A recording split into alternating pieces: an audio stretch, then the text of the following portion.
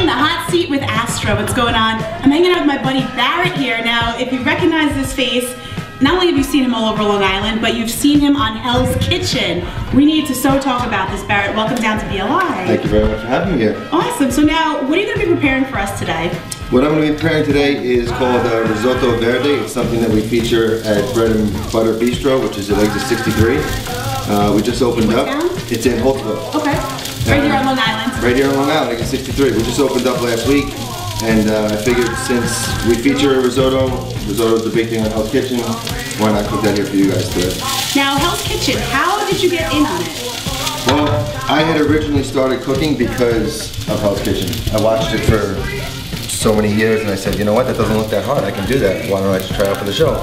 Went to culinary school, sat down with the guy and said, hey, listen, I want to be on Hell's Kitchen. I'm going to be on Hell's Kitchen. I need to learn how to cook better. So they took me in, they taught me how to cook, and next thing you know, I'm on the show. So now, can you explain to us exactly what you're doing here and how you're making it? Okay, what I did was basically, before I came to the studio, I had to prep everything in my house because obviously this isn't really a kitchen setting. So what I did was I pretty much par-cooked everything, all the vegetables so that they're tender on the outside, crunchy on the inside. The risotto's cooked off 3/4 of the way through, and it's pretty simple. I mean, I don't know how people can keep messing up risotto when they're on the show. It just doesn't make sense to me. Yeah, I was going to say, I've been watching the show. Actually, a couple of shows have already aired this season, and it's quite interesting seeing how some people can just mess up the slightest little things, like, I mean, little things. Things that even I feel that I wouldn't even mess up in the kitchen. It's not, I mean, it's not I think it's more of the pressure of being in that kitchen. He comes over to you and he starts yelling out tickets, you know, and he tells you information that you don't even need to know, like what table it is, how many people it is. It's like, and we're listening to all this information. I'm like, what the hell did he just say? What did he just say? Do I have to make something? Do you make something? Like, what's going on? And then we figured it out that whatever station we're on, you have to listen for that specific item and just worry about that item, and then coordinate with the other stations to say, okay, I need this much time and this much, I need this much time and this, and then go from there. And we just couldn't get our act together. I don't know what was going on with the blue team. Well, let's talk about Chef Ramsay. When the cameras aren't rolling, how is he? He's awesome. He's a really down-to-earth guy. I mean, he's pretty much the way he is on camera because he wants to bring out the best in that person.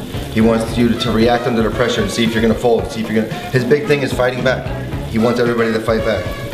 Parmesan. He wants everybody to, you know, work their hardest, see who's going to fight back, see who's going to crumble under the pressure, and you know, who can actually deal with being in the kitchen with him, because at the end of the day, you're going to be his head chef at his restaurant. What I actually want to do before I try this is I want to get a little panel of our BLI people together, because what we want to do is we actually want to taste it and we want to rate it. We're going to be Chef Ramsay for the day, and we're going to let you know trying to escape that if guy. You're going to get to stay or get the hell out of the kitchen. All right, done deal.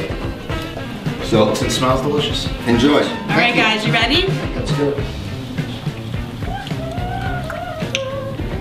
Oh yeah.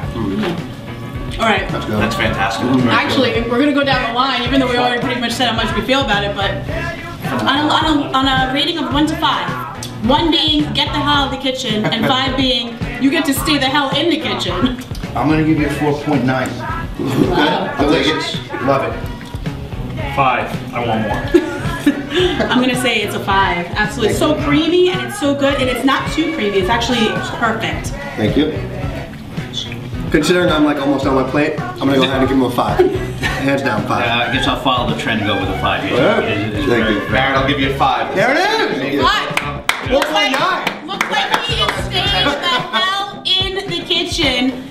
Barret, make sure you check him out on Fox. Now, before we let you go, can you just let everyone know how they can get in touch with you? You can get in touch with me via Twitter, which is at Chef Barret, or at BarrettHK11. You can get in touch with me through my Facebook fan page, which is Chef Barret, or the one that Fox set up, which is Barret Beyer.